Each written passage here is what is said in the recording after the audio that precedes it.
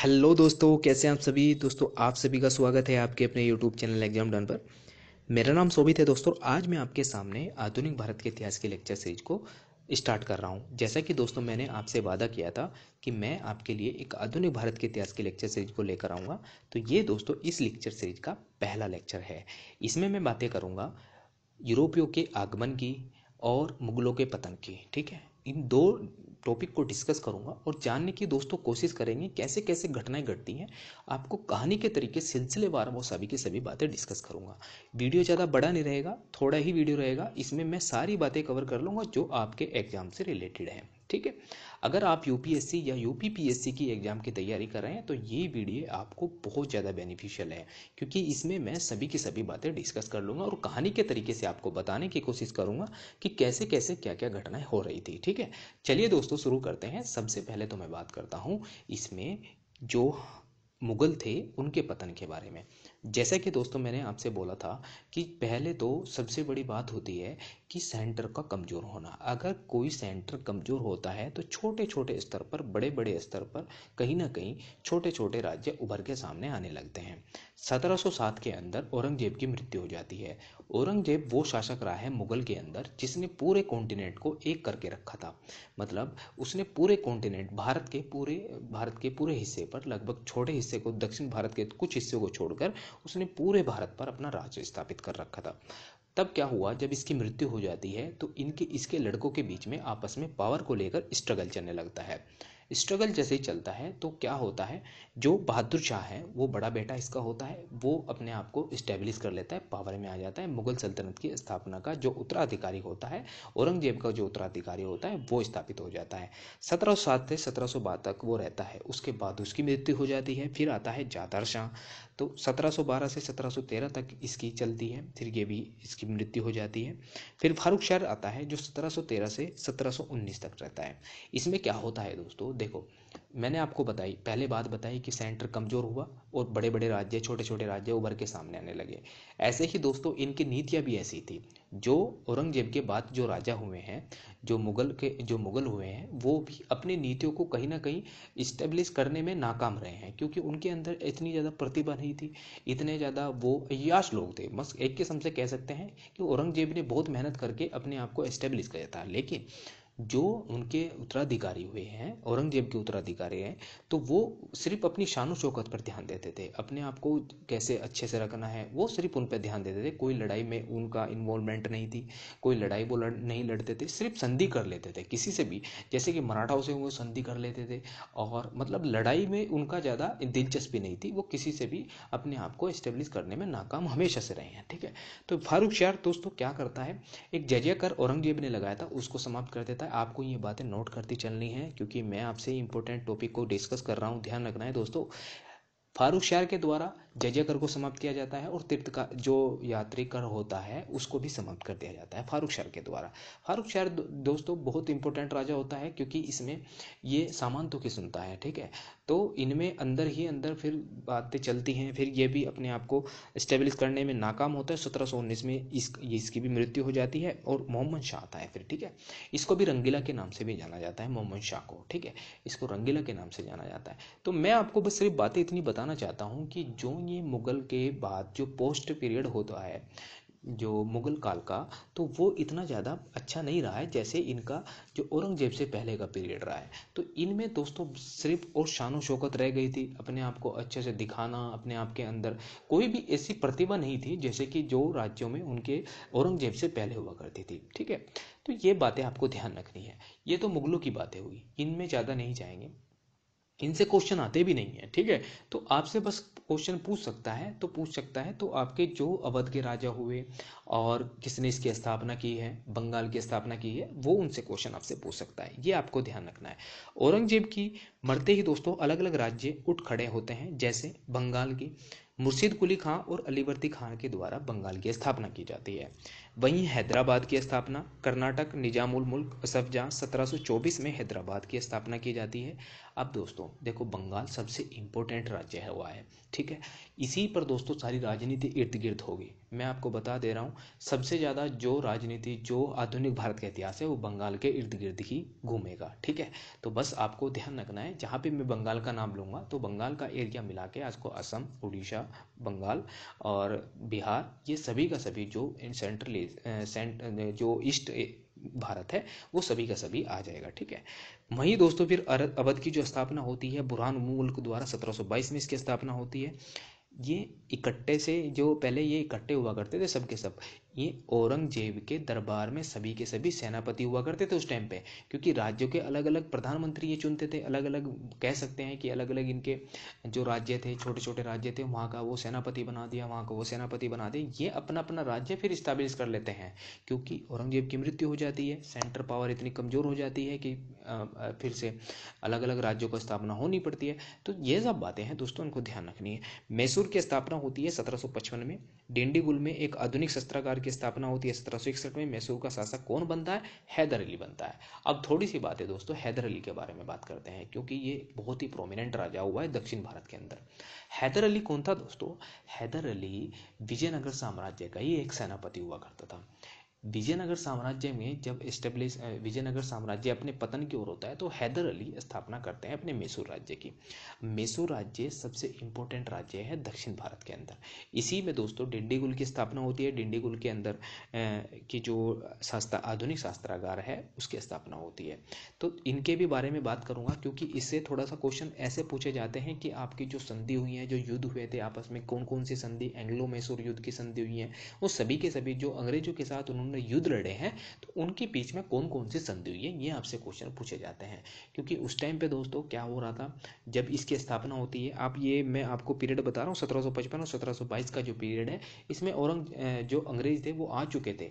वो अपनी जो मद्रास के अंदर अपनी फैक्ट्रियाँ लगा चुके थे, श्रीरंगपट्टनम में अपनी फैक्ट्रियाँ लगा चुके थे, उन्होंने सेंट जॉर्ज भी उन्होंने स्थापित कर लिया था, अपने राज्यों की किलेबंदी करने लगे थे। तो ये सभी की सभी बातें चल रही थी। लेकिन फिर होते हैं इनके आपस में युद्ध। क्योंकि आपस में युद्ध कैसे होते हैं वो आगे आने वाले समय में आपको बताऊंगा। ठीक है। पहले तो आप ये जो मैसूर की जो संधि है दोस्तों, अंगल मैसूर युद्ध की जो संधि है, ये आपको ध्यान रखनी है, क्योंकि इन्हीं से क्वेश्चन ज़्यादा बनते हैं। चाहे वो यूपी पीसीएस हो, कोई भी स्टेट पीसीएस हो, आपके लिए बहुत ज़्यादा इंपॉर्टेंट है इनको तैयार करना। जैसे प्रथम अंगल मैसूर युद्ध 1767 से 1769 तक के बीच में चला। कोई गवर्नर जनरल नहीं था। महत्वपूर्ण जो संधि थी दोस्तों वो थी मद्रास की संधि। आपसे पूछ सकता है कि कौन सी संधि कौन से युद्ध में हुई थी, ये आपको अच्छे से तैयार करना है। द्वितीय अंगल मैसूर युद्ध हुआ दोस्तों 1780 से लेके 1784 तक चला। किसके बीच में चला? कौन उस टाइम पे गवर्नर जनरल थे? Lord Warren Hastings. और मंगलोर की संधि में ये इसकी संधियां होती है। ठीक है। वहीं दोस्तों इसका जो युद्ध होता है तृतीय अंगल मैसूर युद्ध 1790 से 1792 के बीच में चला। लॉर्ड कॉर्नवालिस इसके गवर्नर जनरल थे। श्रीरंगपट्टनम की संधि होती है। वही चौथा अंगल मैसूर युद्ध होता है वो 1799 में होता है लॉर्ड वेलेस्ली के काल में, क्योंकि 1799 के अंदर ही आपके जो टीपू सुल्तान थे, हैदर अली के जो लड़के थे, उनकी मृत्यु हो जाती है। ठीक है। फिर कोई संधि नहीं होती है। हैदर अली के जो लड़के हुए दोस्तों टीपू सुल्तान, इनको जैकोबिन क्लब का सदस्य भी बनाया जाता है। आपको नोट डाउन करके चलना है जो जो मैं आपको बातें बता रहा हूँ। जैकोबिन क्लब का सदस्य किसको बनाया जाता है और किसके द्वारा बनाया जाता है? फ्रांसीसियों के द्वारा, क्योंकि फ्रांसीसी इनका साथ दे रहे थे और फ्रांसीसी और अंग्रेजों के आपस में लड़े हुए थे। तो वो फ्रांसीसी आपस में पावर के लिए स्ट्रगल कर रहे थे। कहीं ना कहीं फ्रांसीसी किसका साथ दे रहे थे? हैदर अली और टीपू सुल्तान का। फिर क्या होता है, इसको जैकोबिन क्लब का सदस्य भी बनाया जाता है फ्रांसीसियों के द्वारा। ठीक है। ये आपको बातें ध्यान रखनी है। ये तो हुई दोस्तों मैसूर के बारे में बात। मैसूर के बारे में बात कर ली, अवध के बारे में, कर्नाटक के बारे में, हैदराबाद के बारे में, और मैंने बंगाल के बारे में बात कर ली। अब मैं बात करता हूँ दोस्तों इसमें, ये आपको थोड़ा सा मैसूर युद्ध भी मैसूर देख सकते हैं कि मैसूर कहाँ पर पड़ता है। ठीक है। अब बात करता हूँ दोस्तों केरल की। केरल की स्थापना दोस्तों मार्तंड वर्मा ने 1729 में कोचीन, कालिकत और त्रावणकोर को मिलाकर इसकी स्थापना करते हैं। फिर दोस्तों राजपूत राज्य स्थापित होते हैं। जैसे राजपूत राज्य सवाई जयसिंह ने 1681 से इनकी स्थापना होती है 1743 के बीच में। ठीक है। तो ये दोस्तों इनको ध्यान रखना है। देखो राजपूत राज्य में एक बहुत ही प्रोमिनेंट राजा हुए जिनका नाम है सवाई जयसिंह। सवाई जयसिंह दोस्तों एक ऐसे कानून निर्माता थे, कैसे खगोलविद थे, इनको आप जितनी बड़ी उपाधि दी जाए कम है, क्योंकि एक समाज सुधारक भी थे, ये एक खगोलविद थे, क्योंकि इनके द्वारा 4 ऐसी पर्यवेक्षण, आपने देखा होगा ना, जंतर मंतर जानते हैं आप, दिल्ली के अंदर जंतर मंतर है, उज्जैन के अंदर है, मथुरा के अंदर है, और आपका जयपुर के अंदर है। ठीक है, जयपुर की स्थापना भी इन्हीं के द्वारा की जाती है। जो जाटों का इलाका हुआ था, जाटों के लिए अलग से इनको लैंड दे दिया जाता है कि आप यहाँ रह सकते हैं। ठीक है, तो ये आपको बातें ध्यान रखनी है। सवाई जयसिंह एक राजपूत घराने के होते हैं, इनके द्वारा ये सब काम किए जाते हैं। तो राजपूत राज्य अलग हो गया और केरल अलग हो गया। अब बात करते हैं दोस्तों सिख की। सिख की स्थापना, दोस्तों सिख एक हमारी कम्युनिटी के अंदर, आपको पता है कि सिख धर्म है अलग से। सिख के धर्म की स्थापना गुरु नानक देव जी के द्वारा की जाती है। उस टाइम पर दोस्तों जो सिख धर्म होते हैं, सिख धर्म से 9 गुरु तक, अब तक पूरे 10 गुरु हुए हैं। 10वें गुरु जो हुए हैं गुरु गोविंद सिंह, वो अपनी सेना रखते हैं। इससे पहले जो 10वें गुरु से पहले जो 9 गुरु हुए हैं, वो कभी भी ना तो कोई सेना रखते थे, वो सिर्फ अपनी भक्ति में अपनी आप स्थापना करते थे।